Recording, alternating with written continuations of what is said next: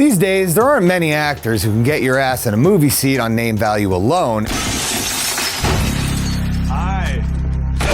And even fewer with the electrifying charisma of the pie-eating, jabroni-beating, trailblazing, eyebrow-raising, box office smashing, big check cashing, people's champ, Dwayne Johnson.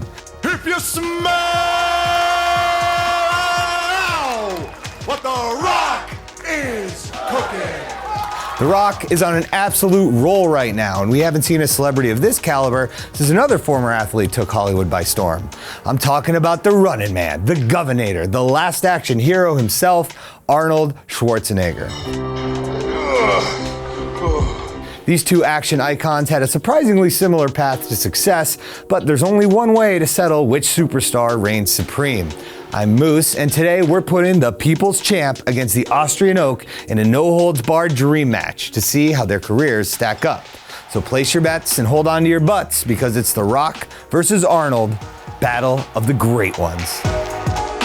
For the first round, let's see how their early athletic endeavors compare.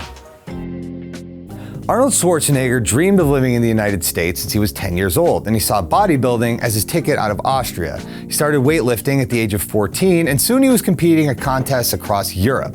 The documentary Pumping Iron helped bring bodybuilding into the mainstream and made Arnold a phenomenon thanks to his portrayal as a cocky, unbeatable dick and his clear passion for his craft. I'm like getting the feeling of coming in the gym, I'm getting the feeling of coming at home, I'm getting the feeling of coming backstage when I pump up, when I pose out in front of 5,000 people, I get the same feeling. So I'm coming day and night. I mean, it's terrific, right? It's hard to overstate Arnold's sheer dominance over the entire sport. He won the Mr. Olympia contest 6 times in a row before retiring in 1975. Then, in 1980, he got so jacked for Conan that he came out of retirement, entered just for funsies, and won again. In comparison, The Rock had a much bumpier start to his sporting career. Originally, Dwayne Johnson thought he was destined for the NFL, but after a college knee injury killed his chances, he had to settle for the Canadian Football League. He was cut from the team at age 23 and returned home with only $7 in his pocket, which provided the name for his production company that is now worth millions and millions. And millions. Shit, I should have did that like The Rock. Millions and millions of dollars. He decided to follow in his family tradition of pro wrestling, but despite coming from a dynasty, his original character of a happy-go-lucky good guy turned the crowds against him. They chanted, "Rocky sucks," and "Die, Rocky, die." But he took their hatred and turned it into the arrogant heel character that made him a megastar. Still, we've got to give this round to Arnold. He was just a bigger deal to bodybuilding than The Rock was to wrestling. Rocky was a huge star, don't get me wrong, but he didn't move the needle to the same level as Hulk Hogan or Steve Austin, whereas Arnold was basically his entire sport for damn near a decade. Plus, only one of these guys is in the WWE Hall of Fame, and it ain't The Rock. Not yet, anyway. Also in the WWE Hall of Fame, Donald Trump, Kid Rock, Bob Uecker. Both men have impressive origins, but neither truly hit their stride until Hollywood. So for round 2, we're going to the movies. Arnold's movie career began in 1970 with his less than dignified debut, Hercules in New York. The producers loved Arnold's look, but they didn't think America would accept his thick Austrian accent, so they dubbed his voice and billed him as Arnold Strong. Let me be the judge of that. I'm tired of the same old faces, the same old thing. He followed it up with a few more minor roles, but his real breakthrough came in 1982 with John Milius's sword and sorcery epic, Conan the Barbarian. His massive size, stony face, and icy acting made him the perfect fit for a warlord, and an even better android in James Cameron's The Terminator 2 years later. I'm a friend of Sarah Connor. I was told that she's here. Could I see her, please? No, can't see her. She's making a statement.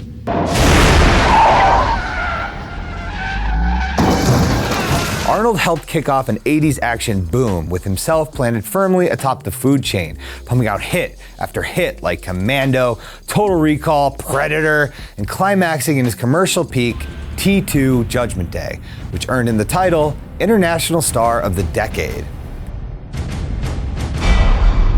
His output has slowed down recently. Turning 70, governing an entire state, and having open heart surgery will do that to you. But there's no doubt that Arnold is front and center on the Mount Rushmore of action movies. As for The Rock, he first dipped his toes into acting during his original WWE run. He hosted SNL on the eve of WrestleMania 2000, portrayed his father, Rocky Johnson, on That 70s Show, and an intergalactic gladiator who suplexed 7 of 9 on Star Trek. In his early days, all he could do was play wrestlers. Even in space, in Star Trek, he was still a wrestler. But he did get to expand his horizons a little bit with his first major movie role, The Mummy Returns. He played the villainous Scorpion King. Things were looking great for the Great One. He was paid $5 million for a Scorpion King spinoff, but his next few action movies like Walking Tall, Doom, and The Rundown didn't set the box office on fire. You thinking what I'm thinking, partner? Aim for the bushes.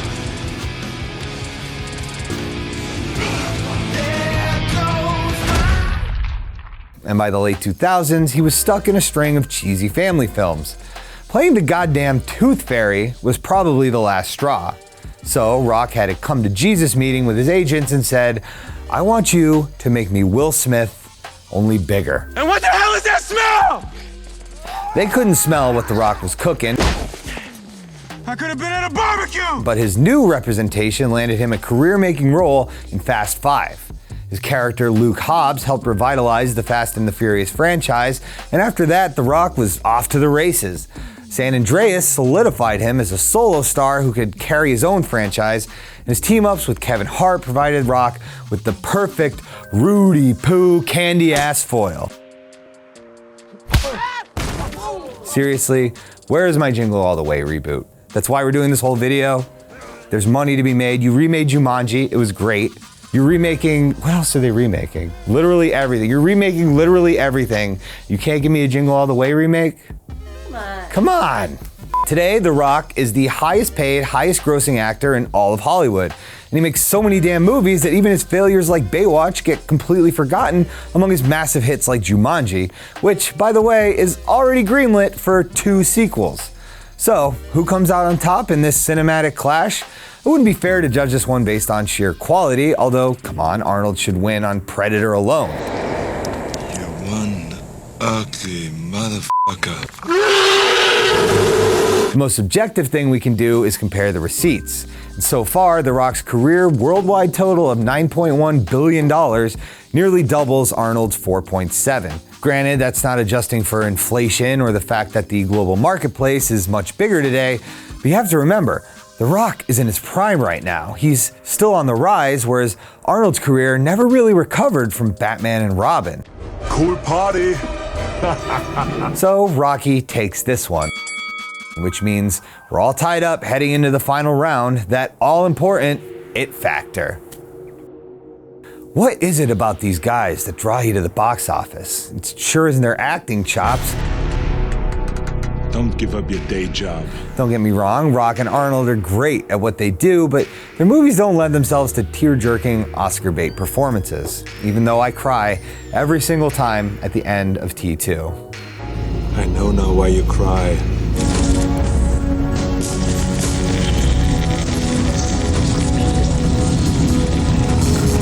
Just imagine there's a molten vat of lava down here.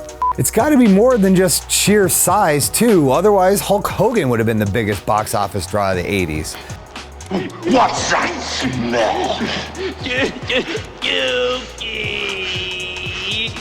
Something about their movies just put a smile on our faces. There's a raw, visceral appeal to seeing these big goofy meatheads gunning down bad guys and battling monsters. And even when they're playing outside their wheelhouse in kids' movies or comedies, it might be a tumor. It's not a tumor. It's not a tumor. you almost always leave the theater happy.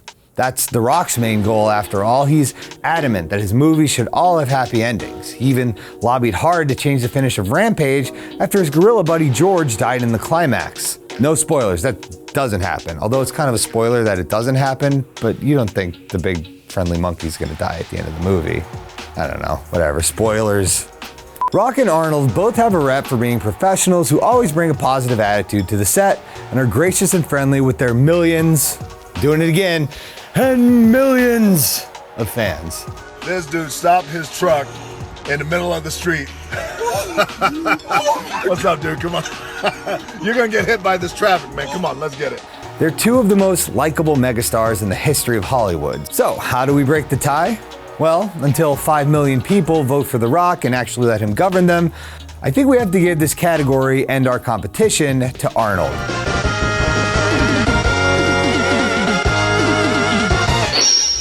No shit. Now, by no means does being a celebrity who can get people to vote for you make you not an asshole, and we may have to revise this list once The Rock takes his inaugural oath. But for now, Schwarzenegger still reigns supreme in my eyes. Still, no matter who wins the Battle of the Brawn, Arnold and The Rock are part of a rare breed. Today, access to the internet means celebrity is just a viral video away. But in an age where fame is more accessible than ever, these two giants are even more impressive. Thanks for watching, guys. This was a tough decision to make, but I think even The Rock would agree that Arnold is just untouchable. If you guys disagree, leave a comment and let me know. And while you're down there, take that subscribe button, shine it up real nice, turn that sumbitch sideways, and please subscribe to Now This Nerd.